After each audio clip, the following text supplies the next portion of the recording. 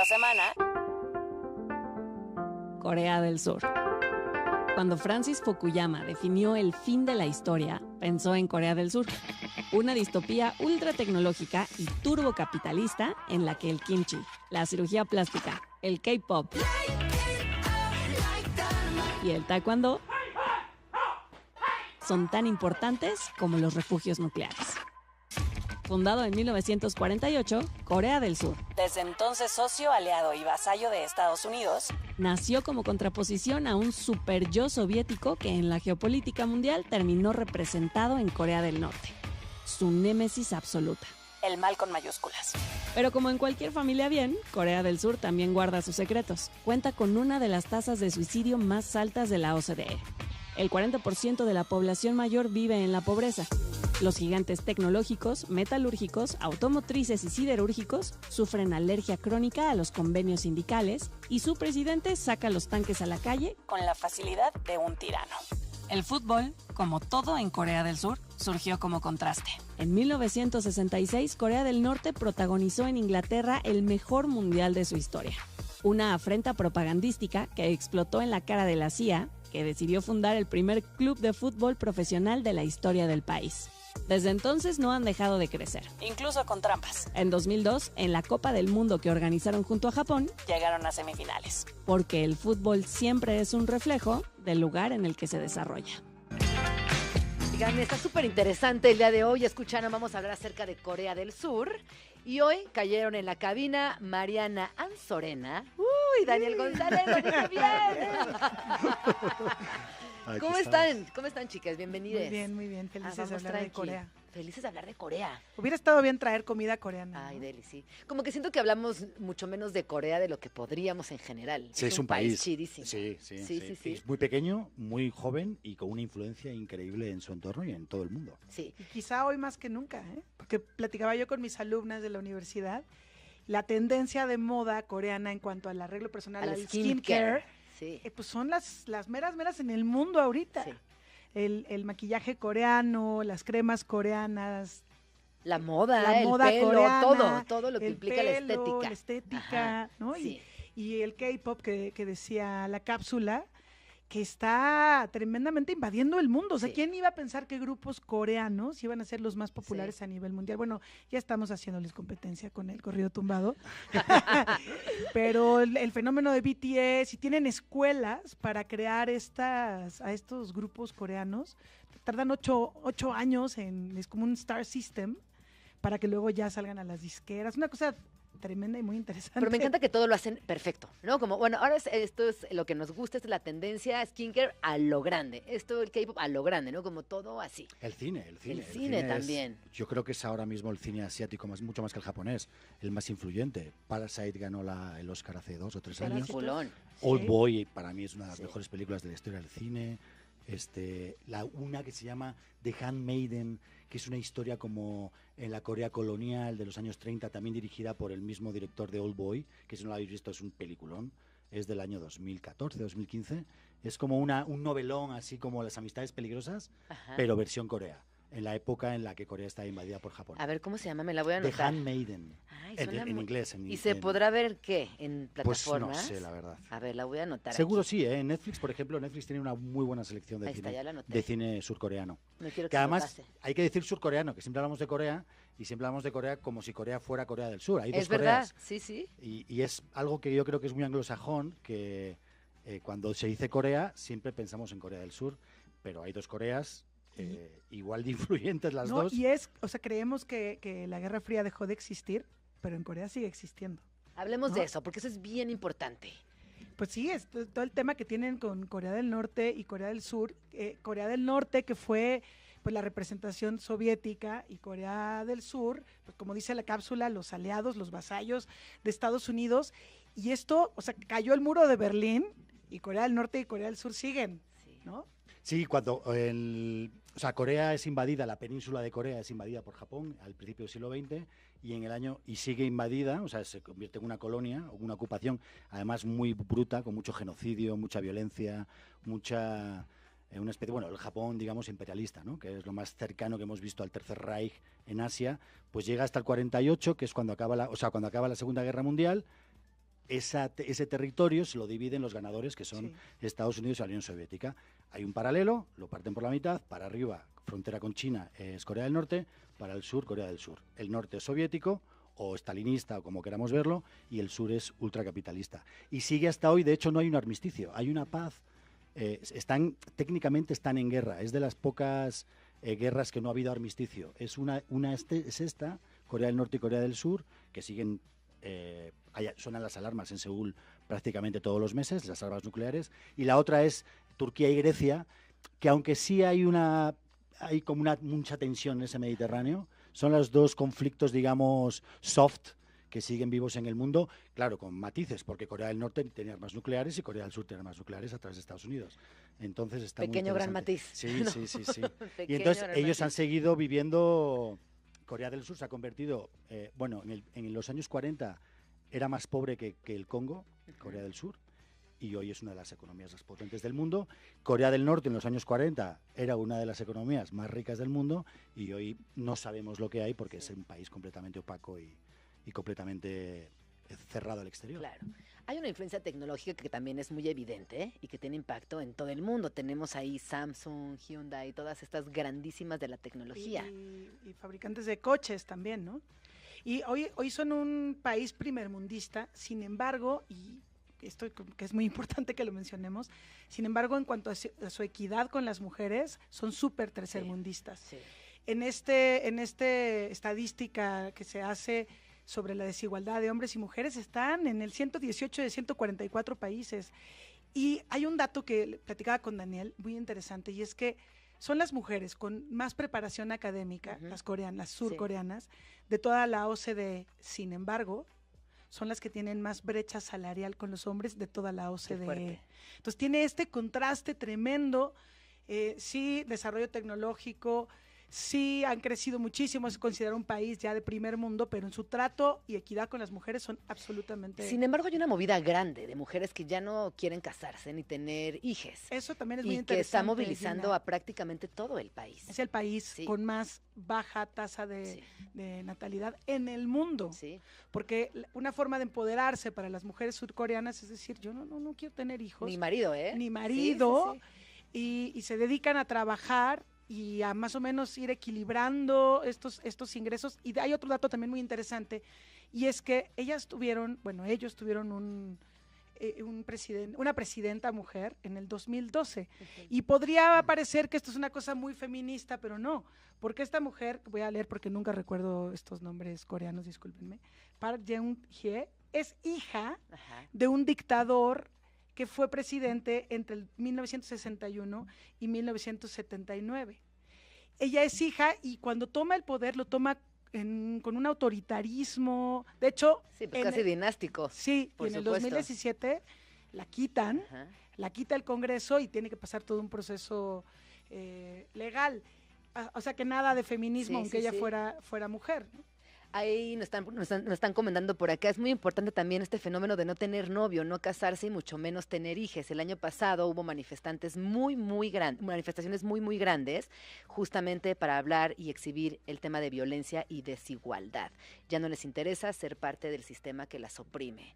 Pues sí, es una herramienta importante en la que pueden ejecutar. Claro, y eso está haciendo que se vuelva un país de viejos, y de viejos que viven en una situación económica paupérrima, porque son demasiados y ya cada vez hay menos dinero para pagar esas pensiones porque no está habiendo jóvenes, y cada vez los va a haber menos porque es una forma en la que las mujeres están ejerciendo pues su libertad. Su libertad, claro. ¿Y qué pasa con el fútbol y Corea del Sur? El fútbol es un deporte importantísimo en Corea del Sur. Yo creo que sería yo creo que el taekwondo sería el primero, probablemente, a nivel de práctica popular, porque es casi una religión, ¿no? Se practica en todas las escuelas, o sea, es como forma parte de la cultura, el taekwondo. Pero bueno, el fútbol llega como a todos los sitios a través de los británicos en el siglo XIX, llegan al puerto de Incheon, que hoy es uno de los puertos más importantes del país, de donde salen todos los coches, todos los Samsung, todos los Hyundai, todos los Daewoo, toda esta maquinaria, todos los barcos, porque es una potencia en fabricación de buques de carga. Los astilleros de Corea del Sur quizás son los mejores del mundo. Bueno, llega el fútbol, se practica de manera más o menos amateur hasta el final de la Segunda Guerra Mundial. Hay un dato muy curioso, que es, durante la ocupación japonesa, el único equipo no japonés que ha ganado la Copa del Emperador, que es la mayor competición que hay en Japón, fue un equipo coreano durante la ocupación coreana. Todos los demás equipos han sido japoneses, menos este, que es un equipo de Seúl, que ganó esa competición. Y luego, cuando acaba la Segunda Guerra Mundial, llega esta historia de que Corea del Norte, bajo dominación soviética o bajo influencia soviética, van al Mundial del 66 y hacen la mejor participación de su historia. Llegan a los cuartos de final, ganan a Italia, y entonces la URSS o el mundo soviético lo utiliza como arma propagandística. Y en el sur, que estaba dominado por Estados Unidos, la CIA dice, bueno, ¿esto qué es? Nos están hundiendo. Y la CIA, que no es la CIA, es la KCIA, porque es la Korean CIA, pero bueno, que es la CIA, fundan un equipo de fútbol, hacen como un scout por todo el país, buscando a los mejores futbolistas del país, y se los llevan a Europa durante meses. Y además les dan como beneficios personales. El servicio militar es obligatorio en Corea del Sur, sigue siéndolo a día de hoy, porque es un país en guerra.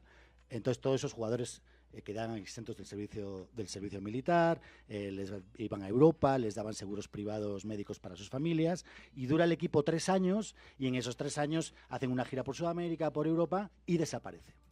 Y vuelve otra vez el fútbol de manera amateur, como en Japón, que lo contamos aquí, desde las compañías. Las grandes compañías, sobre todo de astilleros, acereras, automotrices, siderúrgicas y metalúrgicas, empiezan a crear equipos y sus trabajadores empiezan a formar parte de esos equipos en una liga amateur, hasta que en el 83 llega la Liga Profesional de Fútbol, que, al igual que en Japón, de los 12 equipos que hay ahora, creo que son 12 o 14 equipos, hay 7 que forman parte de conglomerados industriales.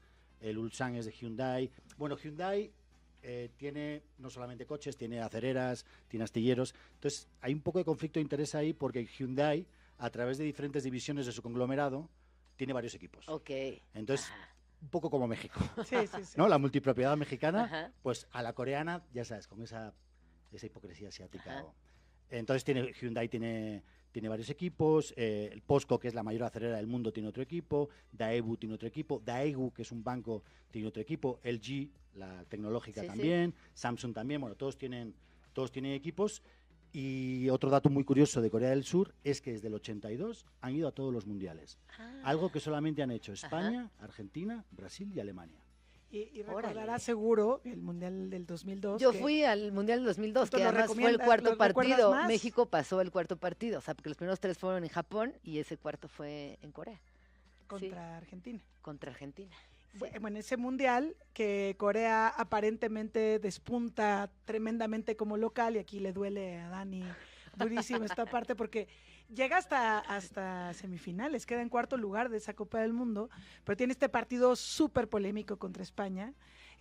Contra Italia también. Y contra Italia también, previamente, pre-VAR, obviamente, antes de que existiera el VAR, con una serie de marcaciones pues, dudosas, muy controversiales. Muy dudosas. Sí, de hecho, en 2015, cuando estalla el FIFA Gate, aparecen documentos que demuestran que desde FIFA y desde la Asociación Coreana de Fútbol o la Federación Coreana de Fútbol, pues se manipularon, no los resultados, o sea, lo que dicen los documentos no es que se robó, no dice abiertamente se robó, sino que se manipularon la manera de elegir de los árbitros. De hecho, ese partido España-Corea lo pita un árbitro egipcio y uno de los líneas es de Burkina Faso. Entonces era como, desde el principio, escucha un podcast el otro día, un jugador español ya de vieja época, dice, ya sabíamos que nos iban a robar. Desde el principio habían robado a Italia, nos robaron a nosotros, llegan a las semifinales contra Alemania y ahí, digamos que el fútbol supera a cualquier acto de corrupción, exactamente. Con esas trampas internacionales públicas, qué barbaridad. Pero lo cierto es que ahí sí volteamos a ver que tenían buenos jugadores. Porque a partir de ese mundial se va a Park al Manchester United, porque el entrenador en ese mundial fue Gus Hiddink. Entonces dice, pues estos sí juegan, y se lleva unos al PSV, y ya de ahí Park y Lee y otros empiezan como a brotar. O sea, sí, ¿cómo dijiste? No dijiste trampa, usaste una palabra mucho más elegante. Sí hubo manejo de ciertas situaciones, pero también eran buenos jugadores, ¿no? Las dos netas. Sí, es la mejor generación de su historia, segurísimo. Ese mundial es muy curioso también porque lo organizan, es el primer mundial que se organiza países. Exactamente, con 2 usos horarios diferentes, que eso fue un tema a nivel televisivo. Y luego también el hecho de que Corea y Japón, que son enemigos íntimos, o sea, digo, la ocupación japonesa en Corea fue durísima, de las más comparable a la de Alemania en Polonia o al gueto de Riga, o sea, un nivel de racismo y de genocidio bastante alto. Y de sometimiento a la mujer, ¿eh? Porque durante la Segunda Guerra Mundial las mujeres coreanas fueron usadas por el ejército japonés como mujeres de consuelo, o sea, prostituidas sin voluntad, Abusadas, por supuesto, totalmente. exactamente. Y entonces Sí, el hecho de que esos dos países organizaran un mundial como que cerraba ciertas heridas geopolíticas que nos habían cerrado, y desde entonces sí mantienen una buena relación. Digo, son dos países que adoran el libre mercado, digamos, son democracias consolidadas, democracias con matices, por lo que decíamos antes en la cápsula de que hay un cierto autoritarismo. De hecho, Corea, cuando llega el milagro económico, lo hace a través de planes quinquenales. Los planes quinquenales son estalinistas. Lo que pasa es que utilizan los planes quinquenales y no los aplican, digamos, a la siderurgia, a la metalurgia, a la agricultura, sino que los aplican a la educación. ¿Qué son los planes quinquenales? Los planes quinquenales es la economía planificada. Es decir, tú dices, yo en 5 años voy a crecer un 8%. Y voy a crecer un 8% cueste lo que cueste. Si tienen que morir 2 millones de campesinos, Ay, no, qué pánico. mueren 2 millones de campesinos, ¿no? Es lo que los planes quinquenales estalinistas que colocan a la Unión Soviética después de la Segunda Guerra Mundial a competir con el imperio, con Estados Unidos, con el Reino Unido. O sea, llega un momento en el que económicamente, en los años 60-70, eran dos potencias casi a la par. Luego ya el capitalismo, digamos, que gana la batalla y el comunismo, el socialismo va descendiendo. Pero esos planes quinquenales Corea los utiliza para aplicarlos a la educación. Entonces, por eso tienen ese nivel de educación tan Mira, eso loco. está súper interesante. Claro, y los aplican a cueste lo que cueste. Es decir, si el niño tiene que estar 14 horas en la escuela y 2 Bajo horas un de estrés mortal, Exacto. no importa. Luego llegan a un nivel de educación, digamos, media altísimo, y crean tecnológicas, crean siderúrgicas, se convierten en una potencia económica desde la educación, pero luego tiene la contraparte, que es el suicidio, Sí. la soledad. No, y a ver, y que esa economía ya nos va a dar tiempo, pero también está concentrada en muy pocas familias.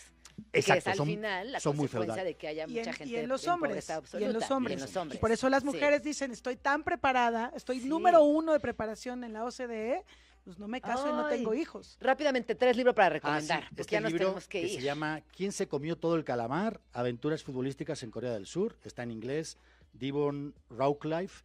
Es un libro que está en la tradición británica de viajar y contar lo que pasa, como Dorrell con Corfú o como Byron con Sicilia. En esa tradición británica es un chico, un periodista, que se va a Corea del Sur durante toda una temporada con un equipo y tiene acceso directo a todo lo que ocurre en el vestidor, en la directiva. Entonces, es un buen libro de viajes, porque si vas a Corea, este libro te sirve. Hay gastronomía, hay política, hay cultura, hay música, hay cine, pero también es un libro muy futbolístico que te explica las diferencias culturales de un británico Ajá. que va a ver jugar fútbol a Corea del Sur. Entonces, tiene como ese toque Monty Python, también muy humorístico, muy británico, pero está muy, muy recomendable. Pues ahí está la recomendación, ahorita se las vamos a compartir en nuestras redes. Muchas gracias por venir. Gracias a ti, En Gina. redes sociales, rápidamente. Ándale. En TikTok somos @mundial 2026-guía cultural. Y en Instagram, mundial 2026-la-guía-cultural. Como dice Así- Sepi, Mundial Guía 26 así con o muchos más guiones. difícil. Exactamente. Pero bueno, ahí los encontrarán, son muy fáciles Sí. de llegar. Muchas gracias por Gracias a ti, venir. Gina, un placer. Vamos a una rolillos. Vamos a escuchar esto en Rolas Bonitas. Otra rola bonita, porque hoy se trata justamente de esto. Se titula A veces de Diamante Eléctrico. Y volvemos.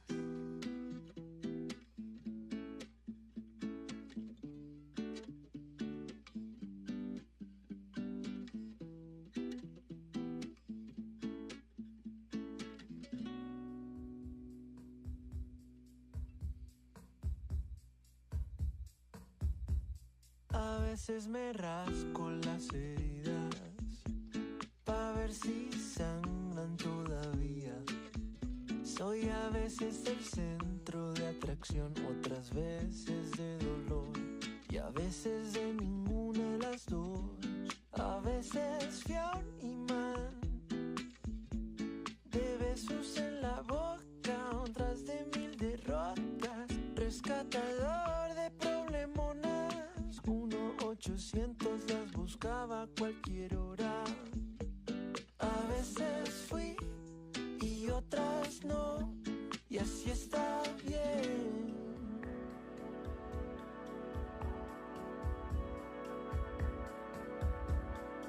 veces fui al que Mick Jagger le compró una casa y la vendí porque sintió sola una puta casa. A veces corro como Forrest Gump, otras se me pierde el corazón.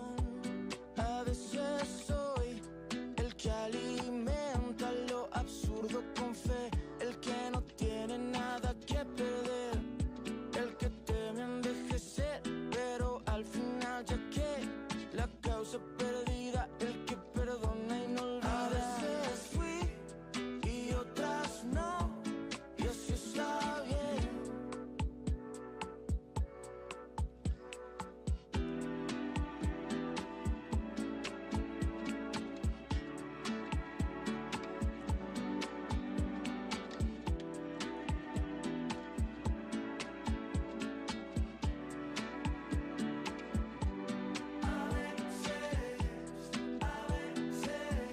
Yo quiero creer, otras veces ver el mundo arder.